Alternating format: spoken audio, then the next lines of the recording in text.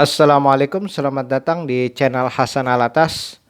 Kali ini saya akan membahas tentang serangan agresi militer Israel yang kejam, membabi buta terhadap Palestina. Bahkan pada saat ini tahun 2021, pada bulan Ramadan pun ketika orang-orang Muslim Palestina sedang beribadah di masjid di Al-Aqsa, mereka diserang oleh tentara dan polisi Israel. Sungguh kejam, orang sedang beribadah, orang sedang sholat tarawih, diserang di masjid. Padahal mereka sama sekali tidak mengadakan penyerangan kepada Israel. Mereka sedang beribadah malah diserang oleh Israel. Sungguh keji.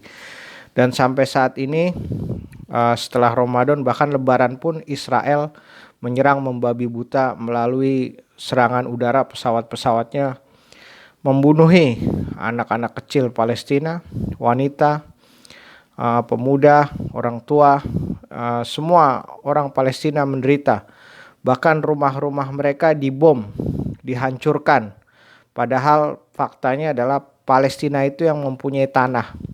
Israel Yahudi itu merampas tanah mereka. Bukan hanya merampas, mengusir, membom, membunuhi, menyiksa, memperkosa. Sungguh biadab mereka. Rumah-rumah mereka ratakan dengan tanah.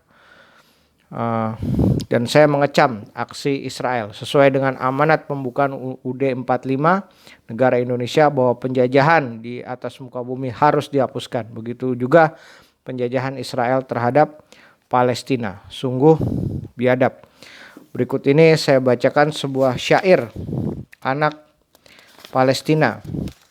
Syair anak Palestina dari buku Kisah-kisah Menggetarkan dari Palestina. Ini bukunya dari Cardio Media. Ini adalah syair anak Palestina. Biasanya orang membuat puisi atau syair lagu sesuai dengan suara hatinya. Puisi atau syair lagu bisa menjadi curahan hati. Ini adalah seorang anak Ahmad, seorang anak kecil dari Palestina. Inilah petikannya. Ini adalah translate ke bahasa Indonesia. Bismillah. Aku adalah seorang anak kecil yang diberi nama Ahmad. Aku berumur 6 tahun dan ingin berbagi cerita tentang perjalanan kehidupanku kepadamu. Aku tahu bahwa aku tidak akan mencapai umur 7 tahun. Namun tidak ada yang dapat aku perbuat sebagai kakak.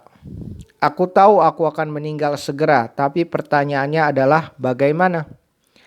Apakah mereka akan datang pada malam hari ketika aku berbaring di tempat tidurku dan menghancurkan rumahku? Atau akankah ibuku membawakanku beberapa makanan? Aku tahu pada suatu saat nanti aku tak akan dapat kembali ke rumah. Ibuku tak akan mendapat makanan. Beliau hanya akan menjumpai Ahmad-Ahmad yang lain yang dingin, kecil dan menjadi jenazah yang berlumuran darah. Aku hanya bermaksud untuk pergi mengunjungi nenek dengan ayahku. Mereka akan menembaki hatiku yang kecil ini. Mereka akan berkata bahwa umur panjangku hanya omong kosong. Dan tubuh kecilku akan beristirahat di makam kecilku dengan Ahmad-Ahmad yang lain. Setiap hari aku menunggu ayah untuk pulang ke rumah. Tapi ibu selalu mengatakan kepadaku kalau ayah pergi untuk perjalanan yang lama. Ibuku juga pernah berkata kepadaku untuk jangan pernah menunggunya ketika dia sedang keluar. Dia berkata bahwa dia juga dapat pergi untuk waktu yang lama dan tak akan pernah pulang. Dia memintaku untuk memaafkan segala kesalahan yang telah dia perbuat selama ini. Setiap pagi sebelum aku berangkat sekolah, ibuku mengingatkanku bahwa dengan suatu sebab dia dan aku akan menjumpai perjalanan panjang. Di sana terdapat tempat indah yang akan mempertemukan aku dan ibuku. Dia juga mengatakan kepadaku bahwa Ahmad-Ahmad kecil lain yang sudah terlebih dahulu meninggalkan tempat ini untuk menuju ke tempat yang indah itu akan menjadi malaikat-malaikat. Dia mengatakan kepadaku agar tidak takut bila aku yang pergi terlebih dahulu.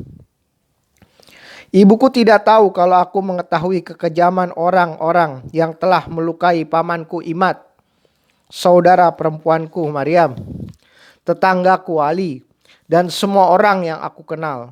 Aku akan memendamnya dalam hati dan tidak akan pernah menceritakannya pada ibuku. Dia mengira aku seperti Kevin, Julian, dan Benyamin. Tapi aku tahu aku tidak seperti mereka. Aku hanya Ahmad kecil dari Palestina.